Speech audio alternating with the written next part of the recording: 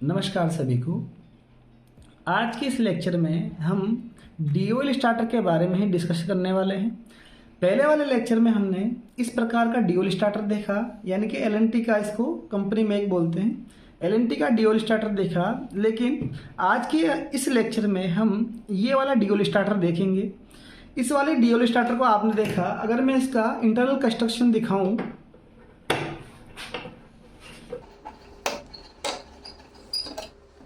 तो देखिए, यहाँ एक ऑफ पुश बटन था, यहाँ एक ऑन पुश बटन था, यह इसके कॉन्टैक्टर थे, यह इसके मैग्नेटिक कॉइल थी। इस प्रकार के DOL स्टार्टर में ओवरलोड ले यहाँ पर ही रखी जाती हैं। ऑफ बटन के बाद यहाँ ऑन बटन था, यानी कि इसमें ऑफ बटन अलग है, ऑन बटन अलग है। उसके बाद कॉन्टैक्टर अलग जगह प्लेस है, कॉइल अलग जगह प्लेस है। अब आज की इस क्लास में जो हम डिस्कस करने वाले हैं वो इस तरह का DOL स्टार्टर करने वाले हैं, क्योंकि एग्ज़ाम में आपको वो वाला LNT का भी दिया जा सकता है और कई बार इस तरह के सीमेंस के स्टार्टर भी दिए जा सकते हैं। तो देखिए, इस प्रकार के DOL स्टार्टर में आपकी ओवरलोड ले इस प्रकार की लगाई गई है और नीचे प्लेस है, और ऑन पुश बटन के तौर पर आपका on push button he use नहीं किया गया है। इस प्रकार के DOL स्टार्टर में यहाँ पर जो इसका ऑक्सिलरी कॉन्टैक्ट होता है उसे दबाने से ही मोटर ऑन हो जाती है, और उसके बाद इस वाले रीसेट बटन को दबाने के बाद ही आपकी मोटर ऑफ हो जाती है। तो इस प्रकार का पहले हम सर्किट डायग्राम देखते हैं। तो इसके लिए मैं आपको बता दूं कि क्या किया गया है। हमने यहाँ देखा कि यहाँ हमारे पास 3 फेज आ रहे हैं, मान लो L1, L2, L3, और ये मोटर के टर्मिनल हो गए आपके U, V और W। मोटर आपकी स्टार कनेक्टेड है। सीमेंस स्टार्टर में अलग से ऑन पुश बटन नहीं होता, कॉन्टैक्टर के ऊपर लीवर लगाकर ही इसे ऑन पुश बटन बना दिया जाता है। हमने यहाँ से एक फेज उठाया,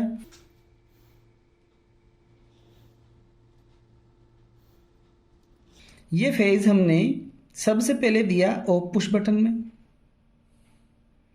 ये आपका ऑफ पुश बटन हो गया, और इस ऑफ पुश बटन के साथ ही ओवरलोड रिले भी जुड़ी होती है। उसके बाद ये फेज आया आपका इस मोटर के ऑक्सिलरी कॉन्टैक्ट के अंदर, जो होल्डिंग कॉन्टैक्ट होता है उसके अंदर आया, वहाँ से निकला, और निकलने के बाद में ये चला गया कोयल के एक सिरे पर, यानी कि मान लो A1 पर, और A1 से जो निकला वो चला गया किसी भी दूसरे फेज पर। ठीक है, अब क्या होगा कि इससे पहले हम क्या कर रहे थे, यहाँ तक का सर्किट सेम है। पुराने वाले डायग्राम में मैं चलूँ तो पुराने वाले डायग्राम में क्या हो रहा है, देखिए, यहाँ से आए और एक ऑन पुश बटन में गए, तो ऊपर वाले से होल्डिंग में ऊपर वाला, नीचे वाले ऑन पुश बटन से होल्डिंग में नीचे वाले को हमने सप्लाई दे दी। इस वाले में हमने क्या किया कि हमने ऑफ पुश बटन से निकले, होल्डिंग कॉन्टैक्ट पे गए, यहाँ पर हमने ऑन पुश बटन अलग से यूज़ नहीं किया। हम यहाँ पर होल्डिंग कॉन्टैक्ट पे चले गए, यहाँ से निकल के कोयल में चले गए, और कोयल का जो A2 था उसे दूसरा फेज दे दिया हमने, L3 दे दिया।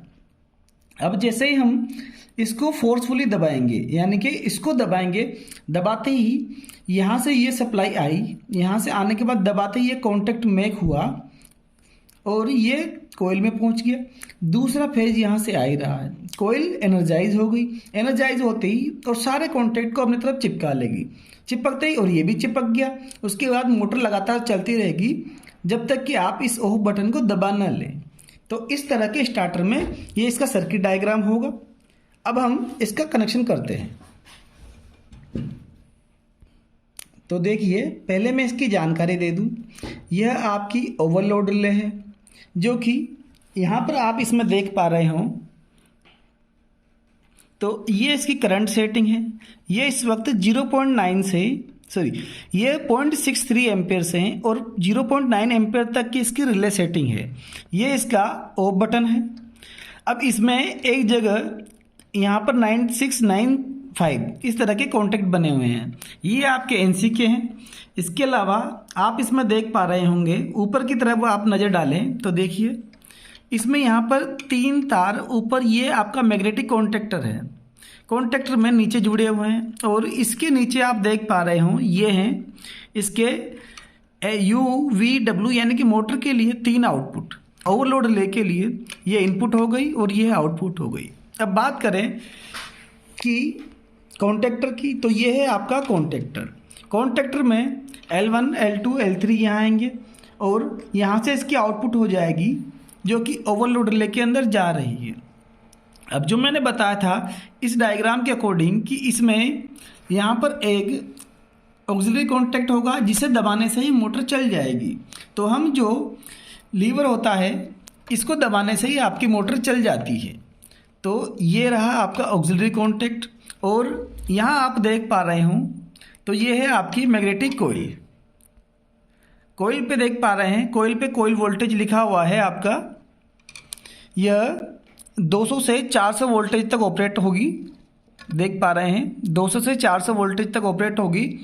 और यह कोइल के दोनों सिरे हैं, आप इसे A1 कह सकते हैं, इसे A2 कह सकते हैं। ऐसी सर्किट में कोई सा भी पर्टिकुलर ऐसा फिक्स नहीं होता कि A1 इसे ही मानना है। सर्किट डायग्राम के अनुसार देखिए यहाँ पर हमारे 3 फेज आएंगे, L1, L2, L3 इनपुट। उसके बाद यहाँ से निकलते हुए ओवरलोड रिले से निकलते हुए नीचे चले जाएंगे। तो अब यहाँ से ही हमें एक फेज उठाना है जो कि सबसे पहले देना है O पुश बटन में यानी कि ओवरलोड रिले के अंदर, फिर वहाँ से निकालना है, फिर वो फेज हमें देना है इस ऑक्सिलरी कॉन्टैक्ट पे, यहाँ से निकालना है और फिर यह फेज हमें डायग्राम के अनुसार देखें यहाँ पर यह फेज निकालने के बाद में कोइल में दे देना है। तो हम इसी के अनुसार कनेक्शन करते हैं। सबसे पहले हमने एक तार लिया, हमने तार लेके जो इनकमिंग आने वाली है, यहाँ पर हमारे तीनों फेज आने वाले हैं, यहाँ पर हमने एक फेज उठाया और हमने ओवरलोड रिले को दे दिया। ओवरलोड रिले को चेक करने का तरीका मैंने आपको पहले वीडियो में बता दिया है, जिसका लिंक आपको वीडियो के एंड में मिल जाएगा। हमने यहाँ पर देखें एक पॉइंट पे यहाँ से फेज उठाया, यहाँ से फेज उठाया और हमने ओवरलोड रिले पे दे दिया। ऐसे अभी आप यहाँ देखें डायग्राम में देखें कि हमने एक फेज उठाया और उठा के हमने ओवरलोड रिले पे दे दिया।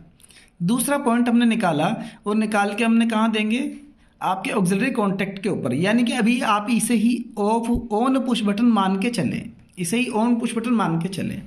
तो यहाँ से उठा के हम यहाँ पर दे देंगे। ओवरलोड रिले में से निकाला और हमने दे दिया ऑक्सिलरी कॉन्टैक्ट के एक पॉइंट पे। तो ये है ऑक्सिलरी कॉन्टैक्ट का पॉइंट, ये होगा। अच्छा, पहचानने का तरीका अगर आप सोचें कि कैसे पहचानेंगे, तो देखिए एक बार इसको थोड़ा ठीक से देखें कि ये आपका L1, L2, L3 है और यहाँ से आपके आउटपुट जा रही है ओवरलोड रिले में इस तरह से। तो ये तो तीनों तो आपके तीनों फेजों के लिए L1, L2, L3, ये L1, L2, L3 इस तरह से आउटपुट के हो गए। तो ये तो हो नहीं सकते आपके ऑक्सिलरी, तो ये बचा, यही आपका ऑक्सिलरी होता है। तो जो तार निकला वो हमने जोड़ दिया ऑक्सिलरी कॉन्टैक्ट पे और यहाँ का जो दूसरा पॉइंट होगा कनेक्शन डायग्राम में भी देख ले आप, यहाँ से निकलने वाला दूसरा बिंदु हमने दिया है कोइल के ऊपर। तो ये कोइल का एक तार मैंने यहाँ पे जोड़ दिया, आप देख पा रहे होंगे। अब एक तार बचा कोइल का, यानी कि डायग्राम में देखें A2 बचा। A2 हमने कहाँ जोड़ा है, किसी दूसरे फेज के ऊपर। तो आप इसके अलावा कोई सा भी, इन दोनों में से कोई सा भी दूसरा फेज ले सकते हैं। देखिए इस तरह से हमने कनेक्शन कर ली है। इसके कनेक्शन बहुत सिंपल होते हैं। अब हम इसको ऑपरेट करें, तो ऑपरेट करने के लिए मैं इसको केवल कंट्रोल डायग्राम को सप्लाई दूंगा, यानी कि मैं इस और इस पॉइंट को सप्लाई दूंगा, तो आपके कंट्रोल सर्किट को सप्लाई मिल जाएगी। तो हमने जहाँ पर हमारा कंट्रोल सर्किट था L1 और L3, तो हमने इस तरह से यहाँ पर हमने लिया है L1 और L2। हमने इसको चेक करने के लिए कंट्रोल पर हमने सप्लाई दे दी है। पहले सावधानी में आपको बता दूं कि इन प्रैक्टिस आपको यह ढक्कन खोलकर चालू नहीं करना है। ये आपको कवर लगा कर ही चालू करना है, लेकिन मुझे यहाँ आपको दिखाना है कि ये ऑपरेट हो रहा है या नहीं हो रहा है, इसीलिए मैं इसको कवर खोल के ऑन कर रहा हूँ। तो जैसे ही हम ऑन पुश बटन दबाएंगे, देखिए इससे कॉन्टेक्ट मैक हो चुके हैं।